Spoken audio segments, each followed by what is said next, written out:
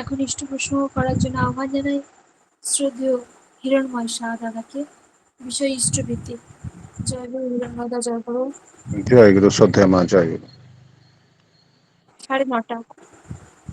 পরমে প্রেমময় শ্রী শ্রী ঠাকুর আমার, পরমারাধ্যা জগৎসননী শ্রী শ্রী পরমা আমার, পরম পূজ্য পাদ শ্রী শ্রী বর্দা আমার, পরম পূজ্য পাদ শ্রী শ্রী আচার্য দেবের রাঙারাত চরণে আমি আমার শাশ্বত প্রণাম জানাই।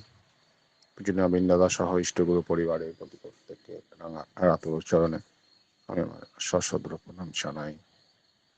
উপস্থিত পুত পবিত্র পাঞ্জাধারী কর্মীবৃন্দ, অমৃত পথের যাত্রী, ভক্তি পিপাসু দাদা ও মায়ের যথাযোগ্য স্থানে আমার প্রণাম ও রাজনীতিতে জয় গুরু। নাম ধ্যান মহাযজ্ঞ শ্রদ্ধা মা আমার ইষ্টভীতির ওপর বলতে বলেছেন।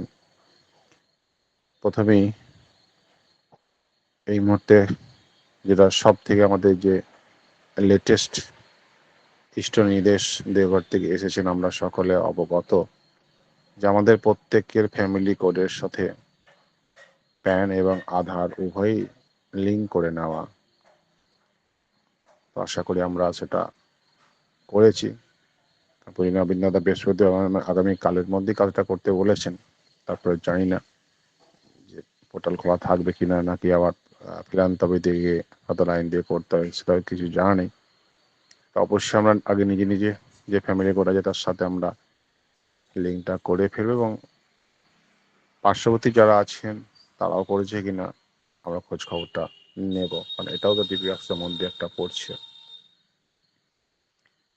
এই ডিপিএক্স কথাতে মনে পড়লো যে আমরা সাধারণত যারা ডিপিএক্স করি মূলত দু ধরনের লিস্ট নিয়ে আমরা কাজ করি। একটা লিস্ট হচ্ছে যারা যে সমস্ত গুরু ভাই বা বোন দীক্ষা নিয়ে কোনোদিন ইষ্টভীতি করেননি, তাদের যজন যজন ইষ্টভীতি পড়েন করে তোলার মাধ্যমে নিয়মিত ডিপি সার্ভারে তাদের নামগুলো আপডেট করা। এটা এক ধরনের আমরা মতো কাজ করি। আর একটা হচ্ছে যে ডিফল্টার লিস্ট এর ওপর কাজ, অর্থাৎ যে গুরু ভাইয়েরা কোনো এক সময় যজন যজন ইষ্টভীতি পরায়ণ হয়ে সক্রিয়ভাবে চলছিলেন, কিন্তু বর্তমানে কোনো কারণে তারা আমাদের থেকে দূরে সরে আছেন, তাদের পুনরায় যজন যাজন ইষ্টভীতি পরায়ণ করে তুলে ঠাকুরের সাথে যুক্ত করা। এই যে ইষ্টভীতিটা বিষয়টা, তার আগে দুটো কথা কিন্তু বারবারই চলে আসে, যজন এবং যাজন। আমরা প্রত্যেকেই এখন যেটা এই যজনের মধ্যেই ছিলাম, এবং এই যে যজনশীল হলাম, আমরা নিজেরা যে এনার্জি গ্রো করলাম, এই যে উপলব্ধিটা মানুষের মধ্যে আমরা ছড়িয়ে দেবো ডিপিওয়াক্সের মাধ্যমে, আমরা যাজনশীল হয়ে উঠব। নিজে যজন করলাম, নিজে যাজিত হলাম, সেই যাজনটা মানুষের মধ্যে ছড়িয়ে দিলাম, এবং ইষ্টভীতি পরায়ণ। এখানে পুজোর অমিন্দাদা একটা কথা বলছেন যে যখন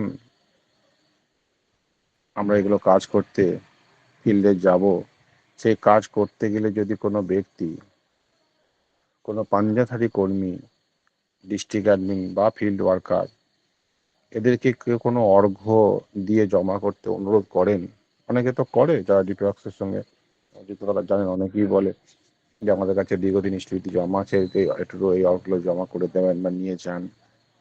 তো সেই বিষয়ে তিনি বললেন যে যদি এরকম কেউ কোনো অর্ঘ্য জমা দেওয়ার জন্য অনুরোধ করেন, তাহলে প্রথমেই সেই অর্ঘ্যদাতা গুরু ভাইয়ের সাথে কথা বলে বুঝে নিতে হবে সেই অর্ঘ্যটি তাঁর পূর্বের করা ইষ্টভীতির জমানো অর্ঘ্য কিনা।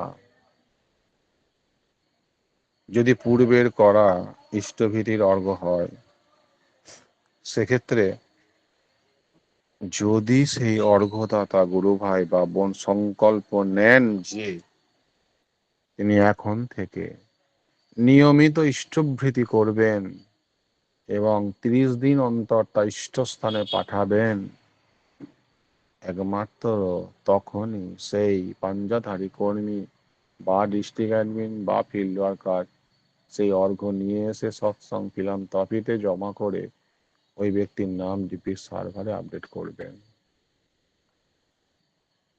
কিন্তু এটা কেন বললেন? কারণ তিনি বলছেন যে এইভাবে বাড়ি বাড়ি পরিদর্শনকালে সেখান থেকে ইষ্টভীতি নিয়ে আসার বিষয়টি প্রাথমিক অবস্থায় কিছুদিন চললেও কোনো প্রকারেই অপরের হাত দিয়ে ইষ্টভীতি পাঠানোর এই অভ্যাস গুরু ভাই বোনেদের মধ্যে গড়ে উঠতে দেওয়া যাবে না। কি অদ্ভুত! মাঝে মাঝে ভাবি,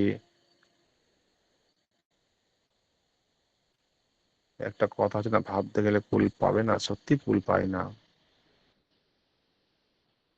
মানে মানুষের মধ্যে কি মানুষের মধ্যে দেখেছি যে যখন দীপক বেরিয়ে ইষ্টভীতি অর্ঘ্য, তখন তো এটা জানতাম না অবিন্দের এই নির্দেশ বার্তাটা গিয়ে কালেকশন করেছি। হয়তো কোনো কারণে একটা মাস দিতে পারিনি, তিনি ইষ্টভীতি অর্ঘ্যটা কিন্তু জমা করেননি। আবার হয়তো 2-3 মাস পর যখন গেছি, দাদা এলেন না, 3 মাসের জমা আছে। মানে এই যে অভ্যাস তারা ভেবে নিয়েছে যে প্রতি মাসে মাসে এসে তারা নিয়ে যাবেন। আহ,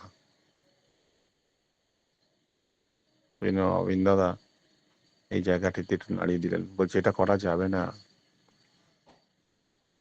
তাকে নিজেকে ইষ্টভীতি জমা দেওয়ার অভ্যাসটা করাতে হবে। প্রথম 1-2 মাস এটা হয়তো হতে পারে, কিন্তু অভ্যাসটা করতে হবে তাকে, অভ্যাসটা করাতে হবে। তিনি নিজে যেন তার নিকটবর্তী কোনো স্থানে, মন্দির হোক, উপজেলা কেন্দ্র হোক, সেখানে গিয়ে ইষ্টভীতিটা জমা করে। কেন এত গুরুত্ব ইষ্টভীতি?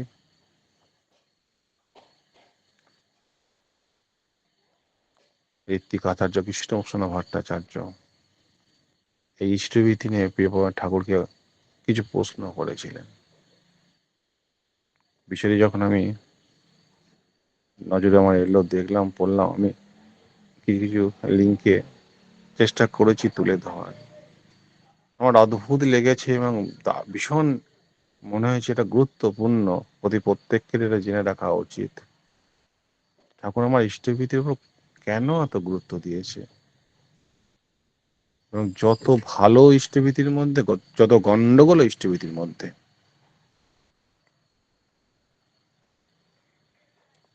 ঠাকুরকে প্রশ্ন করা হচ্ছে, ইষ্টের ভরণের জন্য, ইষ্টবিধি মানে তো তাই তো বলি আমরা, ইষ্টের ভরণের জন্য আমাদের কি পয়সা নিবেদন করা প্রয়োজন, না ভোজ্য নিবেদন করতে হবে? ঠাকুর বাণী দিয়ে বলছেন, ইষ্টভৃতির ভোজ্যই রীতি, অনুকল্পে জোটে যা, বিনিময়ে তাই পাওয়া যায়। প্রত্যেকটা শব্দ খেলে শুনুন, লোম দাঁড়িয়ে যাবে। ঠাকুর বলছেন, ইষ্টভীতির ভোজ্যই রীতি, অনুকল্পে জোটে যা, বিনিময়ে তাই পাওয়া যায়, এমনই দিয়েই রাখিস তা। তাহলে পেতে চাইলে দিতে থাক। ঠাকুর তো বলি দিলেন, বিনিময়ে তাই পাওয়া যায়। এক মাস্টারমশাই, নাম করব না, এখানে অনেকেই চেনেন,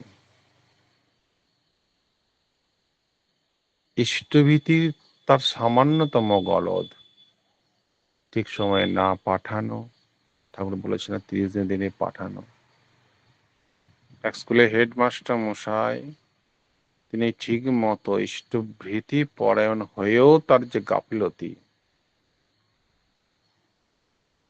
পরিশেষে কি দাঁড়ালো? তার সুখ বলুন, আহ্লাদ বলুন, ছিন্ন বিচ্ছিন্ন হয়ে গেল তার সাংসারিক জীবন, তার দাম্পত্য জীবন। তার ছেলে প্রতিলোম বিবাহ করলো, অশান্তিতে ভরে গেল সংসার। বর্তমানে থাকার মতো, সংস্থান করার মতো একটা বাড়িও তিনি করে উঠতে পারছেন না, এমন তার ছন্ন ছাড়া অবস্থা। সদ্য কি ইষ্টভৃতিতে গরদ। আমার দয়াল যতটা দয়াল ততটাই ভয়াল। আমি যদি দয়ালের দয়া নিতে চাই, দয়াল করতে চাই, তিনি দয়াল। আর আমি যদি তাকে ভয়াল রূপ ধরতে বাধ্য করি, তিনি ভয়াল। তারপর বললেন, না সাধু, জীবনের হ্যান্ডেলটাই যদি আমাকে না দিস, তাহলে তোকে পরিবর্তন করবো কি করে? সঙ্গে সঙ্গে ঠাকুরকে প্রশ্ন করছে, এই ভোজ্য কোত্থেকে রাখবো? ঠাকুর বলছেন, আহার্য আর উপভোগের আহরণ হতে ইষ্টভৃতি, পারিবারিক সংস্থান থেকে স্বস্তায়নী করাই বিধি। তুমি তোমার কষ্ট অর্জিত অর্থ দিয়ে তুমি অর্ঘ্য নিবেদন করো ইষ্টভৃতি।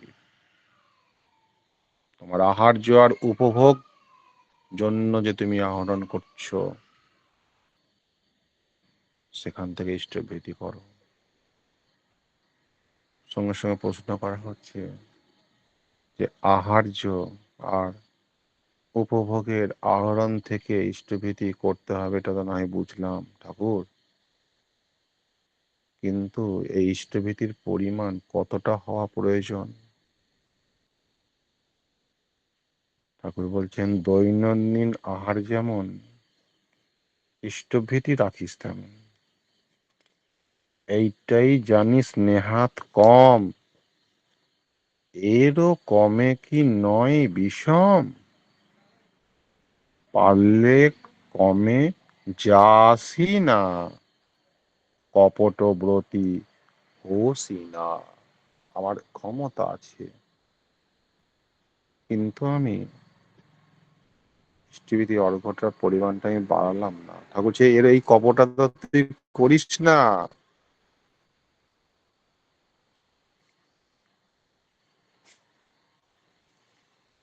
ঠাকুরকে আবার প্রশ্ন করা হচ্ছে, ঠাকুর দৈনন্দিন আহার আনুপাতিক জোগাড় করতে যারা বর্তমানে পারছে না,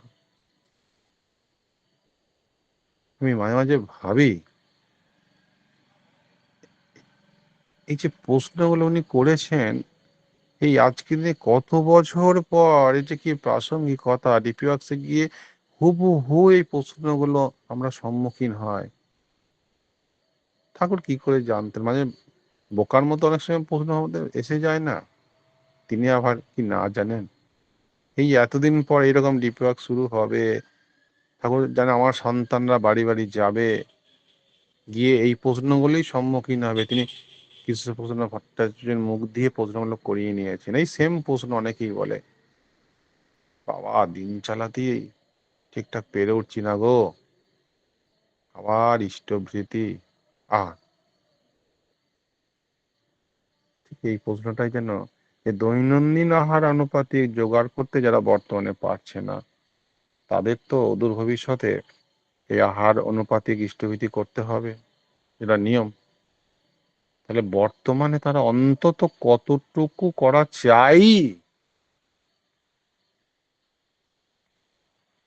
ঠাকুর বলছেন, অন্তত দুটি আঁচল মুষ্টি তণ্ডুল অর্ঘ্য নিবেদনী, উৎসর্গ না করলে ব্যর্থ, ইষ্টভীতি রাখিস জানি।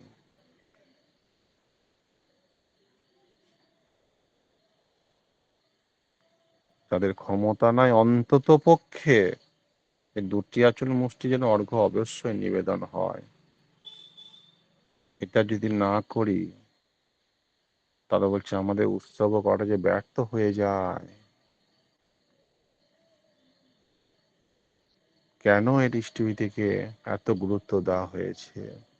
এর মধ্যেই যে সবটি লুকিয়ে আছে। যদি আমার কোনো অঘটন বলি, আমার যদি কোনো সাংসারিক অশান্তি বলি, ব্যাধি বলি, যা কিছু বলি, জানতে হবে গলদ আছে আমার ইষ্টভৃতিতে। ঠাকুর যেভাবে করতে বলেছেন আমার সেভাবে হচ্ছে না। তখন আবার ঠাকুরকে প্রশ্ন করা হচ্ছে, ঠাকুর কোনো সংস্থান বা সমর্থন নেই বলে যারা বলেন, তারা কেমন করে ইষ্টভীতি করবেন? হতে তো পারে সত্যি তো সামর্থ্য নেই, কিন্তু ইষ্টভীতি তো করতেই হবে। দীক্ষা নিলে জানিস মনে ইষ্টভীতি করতে হয়, আমাদের বাণীটা সবাই জানি। তখন বাণীটা গুরুত্ব অতটা বুঝতাম না। দীক্ষা আনলে ইষ্টভীতিটা কেন করতে হবে, না করলেই বা কি হয়। কিন্তু জানলাম ইষ্টভীতিটা কেন এত ঠাকুর জোর দিয়েছেন, এর বৈজ্ঞানিক এর মধ্যে কি লুকিয়ে আছে। তাই ঠাকুরের প্রশ্ন হলো, ঠাকুর কোনো সংস্থান বা সমর্থন নেই বলে যারা বলেন, অনেকে তো বলে, তো তাঁরা কেমন করে ইষ্টভীতি করবেন? ঠাকুর বলছেন, ভিক্ষা করেও ইষ্টভীতি করলে আর্য ছেলে, অযুত তীর্থ পর্যটনের ফল তাহাতে মেলে। আমরা অনেকেই তীর্থযাত্রা করি, অনেক সৎসঙ্গ আছে দেখেছি আমাদের এই সৎসঙ্গীদের মধ্যে। ঠাকুর বলে দিলেন যে আমি যদি ইষ্টভীতি ঠিকঠাক করে করি না,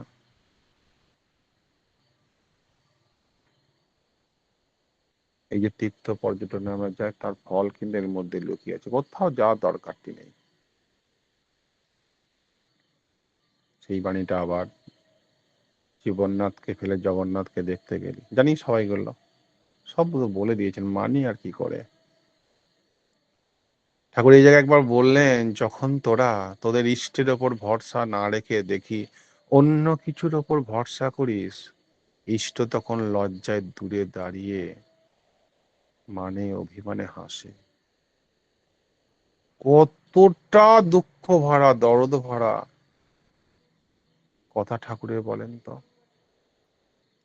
তার পরিণাম দেখলাম স্বচক্ষে, দাদা মায়েরা বিশ্বাস করতে পারবেন না।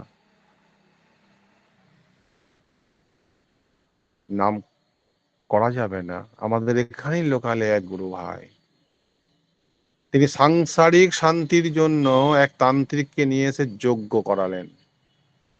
ভাবা যায়? আমি কার দীক্ষিত, ইষ্টভীতি করি, ইষ্টভীতি সময়ে করে ঠাকুর বলেছেন সব তীর্থের ফল পাবি, তারপর আমি সাংসারিক শান্তির জন্য এক তান্ত্রিককে নিয়ে এসে যজ্ঞ করলাম। খুব ভালো। যজ্ঞ শেষ হওয়ার পর সে তান্ত্রিককে বাড়ি দিতে পাঠানো হচ্ছে পাড়ার দুটি ছেলে, একটি ছেলেকে দিয়ে এবং নিজের ভাইপোকে দিয়ে। সেই দুজন তান্ত্রিককে বাড়ি পৌঁছে দিয়ে যখন দামোদরের জলে স্নান করতে যায়,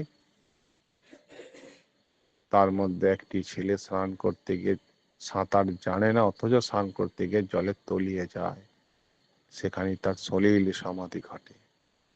দায় কার? এই তো আমরা সৎসঙ্গে।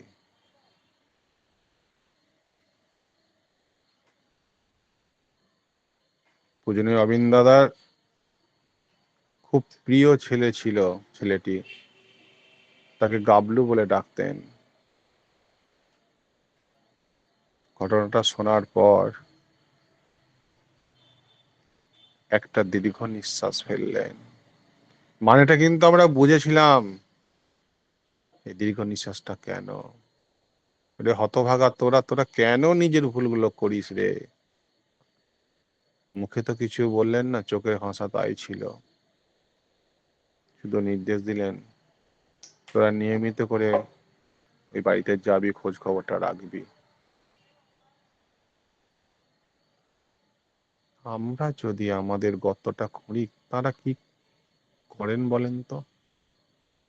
ওই যে ঠাকুর বলে দিলেন, যখন দেখি তোরা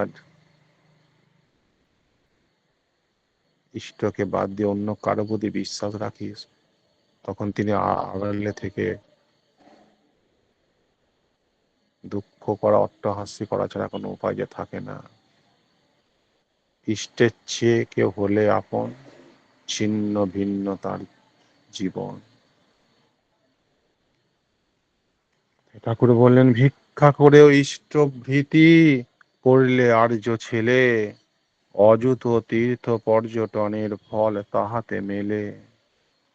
ঠাকুর আবার বলছেন, অপটু উপায়ী অক্ষম যারা, ইষ্টভৃতি সস্তয়নী যাজনে মুখরে ভিক্ষা করে করলেও ঘটে দৈন হানি।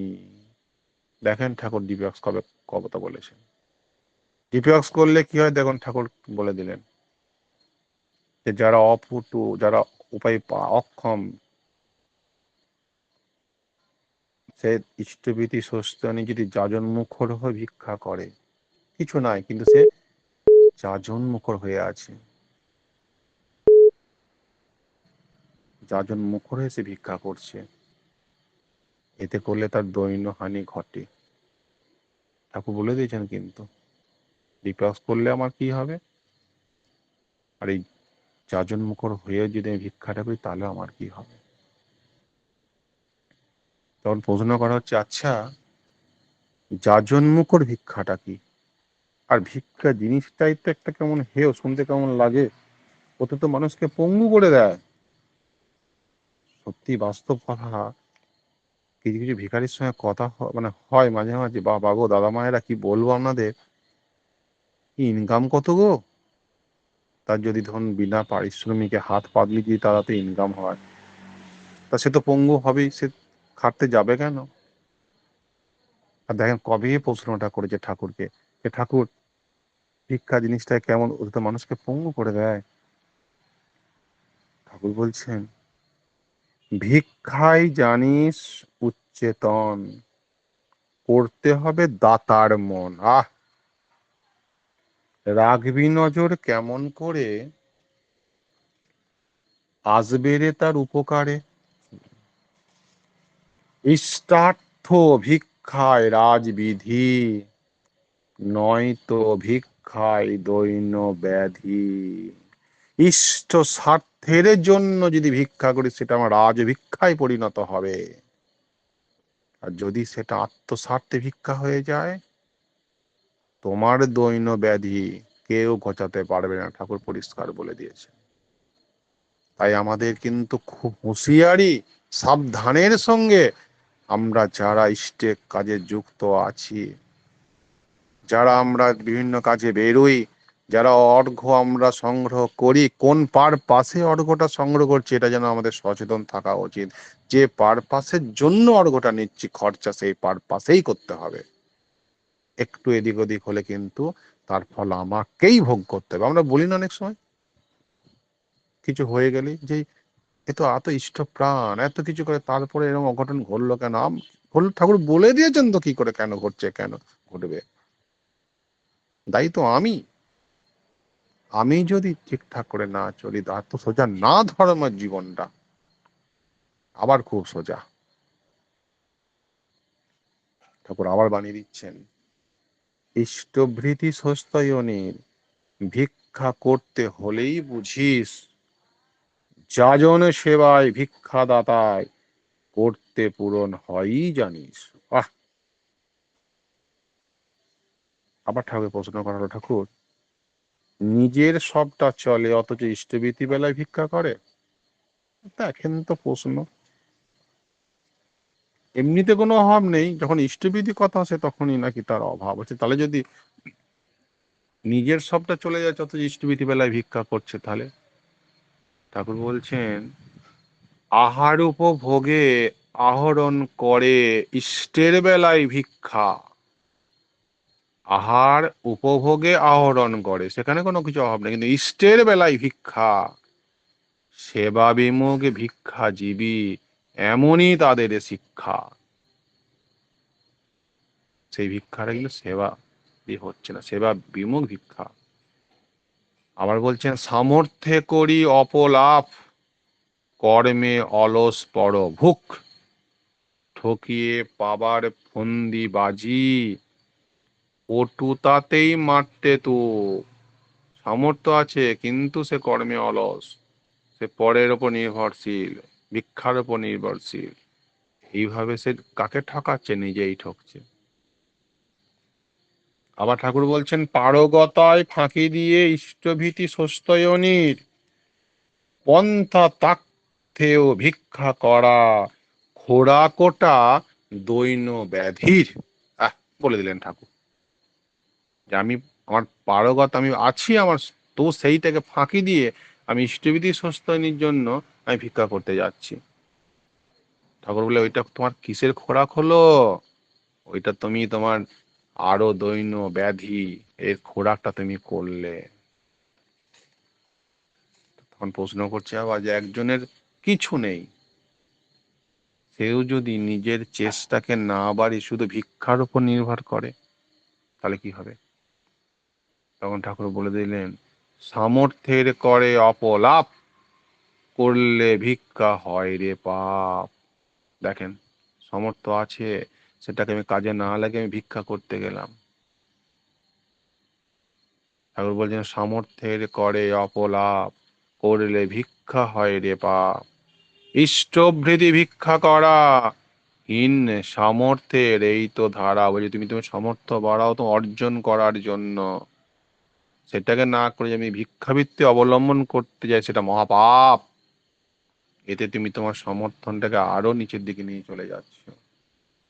ঠাকুর আবার বলছেন, ইষ্টভৃতি সস্তায়নী, ভিক্ষা করেই সারতে চায়, হামেশা ভিক্ষা এমন জনায়, দিলেও দৈন্য রয়েই যায়। বুঝবে না দৈন্য, যদি আমি এই ভিক্ষা করেই সারতে চাই। ঠাকুরকে আবার প্রশ্ন করছে, ঠাকুর ইষ্টভীতি ভিক্ষার নিয়মটা তাহলে কি? একজনের কাছে কি বারবার ভিক্ষা চাওয়া যায়, করা চলে? অদ্ভুত প্রশ্ন। এটার ইঙ্গিত অনেক কিছু, আমি যেটা বুঝেছি।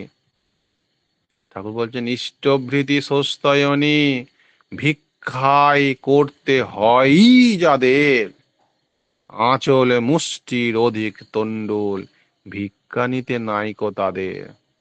আমার তো চাহিদা আনলিমিটেড, আমি শুধু মানুষকে চেয়েই যাচ্ছি, দাও গো দাও গো দাও গো। মানুষ তো দেখছি এখন এই সাদা ড্রেস পরা দেখলি লুকিয়ে যায়, এই বুঝি আবার কিছু চেয়ে বসলো রে। আর ঠাকুর কি বলে দিলেন, ইষ্টভৃতি সস্তায়নী, ভিক্ষাই করতে হয় যাদের, আঁচলে মুষ্টির অধিক তুণ্ডল, ভিক্ষা নিতে নাইকো তাদের। আবার বলছেন, বার আঁচলে মুষ্টি ভিক্ষায় ইষ্টভৃতি সিদ্ধ হয়, 25 আঁচল মুষ্টি ভিক্ষায় সস্তায়নী সজাগ রয়। ভিক্ষা নিলে 3টে দিন, নিতে নাইকো তাহার কাছে, অমনি ভিক্ষা একের কাছে, অবসাদ দোষ অনেক আছে। আর কি বলতে বাকি রাখলেন ঠাকুর? আমার সময় যেহেতু শেষ, এটা মানতেই হয়। আরো অনেক ছিল এর মধ্যে প্রশ্ন, আরো অনেক কিছু আবার ভবিষ্যতে কোনো সুযোগ পেলে তুলে ধরার চেষ্টা করব। খুব গুরুত্বপূর্ণ বিষয় আরো আছে। ভাতৃভোজ্য কেন নিতে হয়, কেন দিতে হয়, দক্ষিণা কেন দিতে হয় নিতে হয়, আবার কোনো সুযোগ হলে বলা যাবে। যাই হোক, সময় যেহেতু শেষ, সেটাকে মানতেই হয়। সকলে ভালো থাকেন, সুস্থ থাকেন, আর এই নাম ধ্যান করবেন। যত করবেন, যত আগুনে সেদ্ধ হবে, ভেতরে যে কয়লাটা আছে তত পুড়ে পুড়ে রংটা পাল্টে যাবে। আর ডিফিউজ করতে ভুলবেন না। আর এই আধার প্যান লিঙ্কটা এই মুহূর্তে সব থেকে বড় নির্দেশ। এর অনেক গুরুত্বপূর্ণ কারণ অনেক আছে, আলাপনীতে হলে নয় বলা যাবে। যাই হোক, সকলে ভালো থাকেন, সুস্থ থাকেন। জয় গুরু সত্যি আমার, জয় গুরু, বন্দে পুরুষোত্তম, বন্দে পুরুষোত্তম, বন্দে পুরুষোত্তম। জয় গুরু, জয় গুরু। খুব সুন্দর আমার শ্রদ্ধেয় হিরণময় সাহা দাদা প্রসঙ্গ করলেন। আজকে বিষয় ছিল ইষ্টভীতি। যে ইষ্টভীতি আমাদের নিজ হাতে প্রদান করতে হয়, আর আহারের আনুপাতিক ইষ্টভীতি করতে হয়। 30 দিনের মাথায় ইষ্টভীতি পাঠাতে হয়।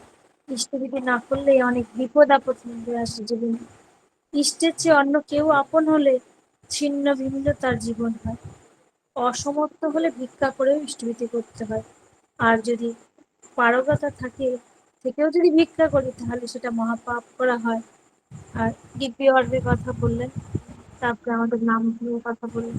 নাম ধ্যান করতে হবে, তাহলে আমরা সিদ্ধি হতে পারবো। খুব সুন্দর আমরা আলোচনা শুনলাম, আমরা প্রত্যেকের সমৃদ্ধ হলাম। পরম পিতা রানারাত্রির চরণে আপনার এবং আপনার পরিবার পারিপার্শ্বিকের সবার সুদীর্ঘ নিরোগী সুস্থ জীবন প্রার্থনা করি। জয় গুরু দাদা, ভালো থাকুন, সুস্থ থাকুন, আবারও আসবেন, তার কথা শুনে তার প্রতি আমাদের তন্ময় করে তুলবেন। জয় গুরু।